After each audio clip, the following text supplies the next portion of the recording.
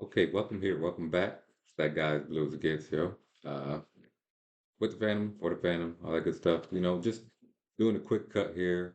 We got the recent news. I don't do the whole breaking news, but recent news that Jaxson Dart is going to be starting the next game here against the Los Angeles Chargers. And I just wanted to my old vibes out there, man, and ready to see the guy out here, man. See the young gun out here, young kid out here. Uh, to play for the team, bro. It's been a minute here since we've seen, uh, uh, just a new look for the team here at the quarterback position. Uh, Dane was here for a while already, and then between them we have just veterans and stuff like that come in. Plus, we had Tommy DeVito. No different about Tommy DeVito, but just a new first round quarterback come in. So it should be exciting building there for the Phantom. Um, a good vibe in the building through the week, good practice and good coaching preparation.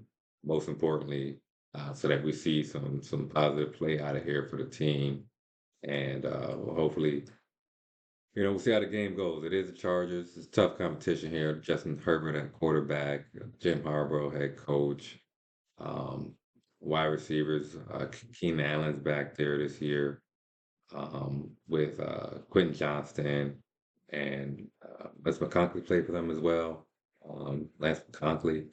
Um, then Amari Hampton, rookie running back out of uh, North Carolina, I believe. Pretty good. These guys, I like a lot of that I saw there. Watching for most of the season, he's pretty good. So we got some stuff to watch out for as far as what the Chargers are going to be doing. But the Chargers have some stuff to watch out from us too when we're out there on the defensive side. As our front seven been playing up really well. So when we talk about Dart here in the game and any concerns that we might have as far as preparation from the O line or his own preparation to be out there in the play and the pressure and stuff like that. Um, we've gotten a word from like catching Bob Papa and Carl Banks on I believe I forgot I don't know what their show is called, but I caught another one. I listen to them every once in a while. And they were just talking to Charlie Weiss and him speaking about Dart in general as his college game and his own kind of confidence in his play to be prepared to play into the NFL, even though it's a transitional thing from the college game onto the NFL field. But being ready to go and to put on his talents for display. So I think we'll be seeing some confident play, and the coaching shouldn't be worried and held back by concerns on limiting what they can call, things like that. But it should be helpful for Daboll in this situation because that's where most kind of really looking to really perform and play up to competition here.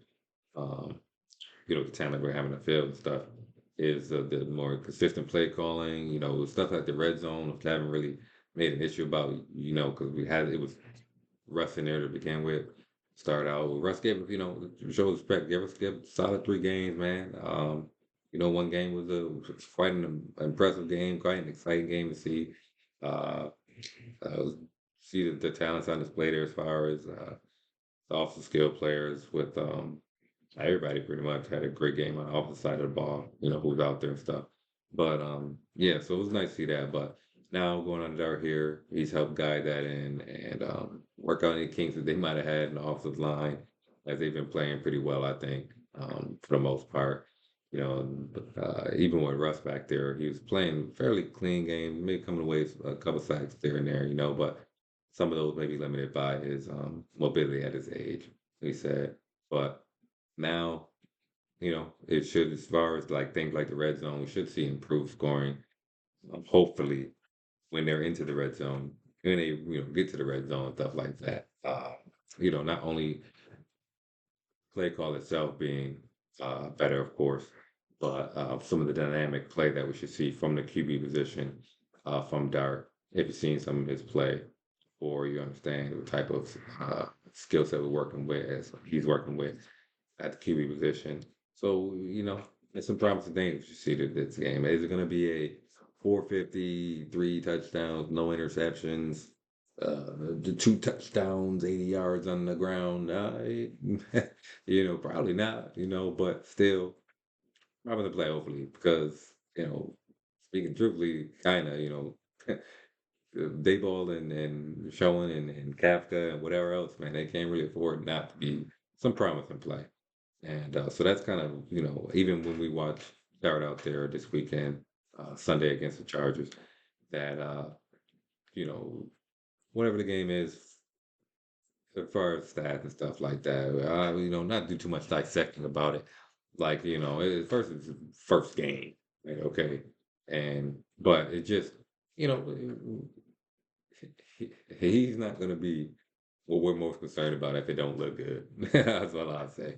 Um, yeah, and so we'll see, man. It's gonna be some stiff competition as far as like say on the offensive side, but we've got some stuff going on defense as well, and they should be out there. If our quarterback's getting harassed or whatever, their quarterback should be getting just as much pressure from ours and coming away with sacks, man.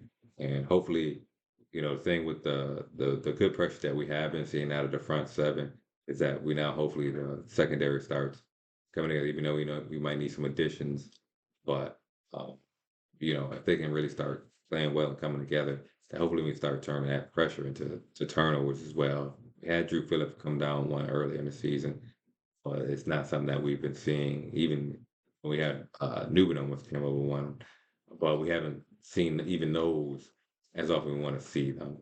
So that's where the secondary, at least the defense, can probably improve other than getting fumbles, but improving their turnovers and things like that with as much pressure that we have in getting onto the QB to force a bad pass into an interception, so the good coverage to back it up, or getting the ball out of the QB's hands when we get to him, swatting it out of his hands. Any of that. As much as I would really ask for from the defense right now myself. The offense, though, of course, is the biggest jump we hope to see as far as with the consistency and scoring, getting back to scoring again. And, similar to what we've seen in the preseason, even though it is the season now. But that type of play calling, that type of consistently, timely good play calling to go along with it to score points. But we got a kicker now, so that's even more support into what we are trying to do this Sunday here. Joe Shane decided to give us a kicker. Thanks. Thank you, Joe Shane, for doing your GMing job. Thank you. Um, that's pretty much it. Yeah. Good vibes going into this week. I'm sure other have people good vibes too. How are you feeling about the game? Me myself, I'm feeling pretty good about the game. I ain't stressing too much about it because it's about the woof. This is yeah, man. Here we finally got this stuff together. Let's go. Let's go win some games. Um, we'll see. We'll see how that goes. All right, be good, safe out there, and yeah. Like I said, how y'all feeling about the game? I'm ready to see. Yeah, you should be all right, man. There's no reason for them to just mess this up again. All right, y'all.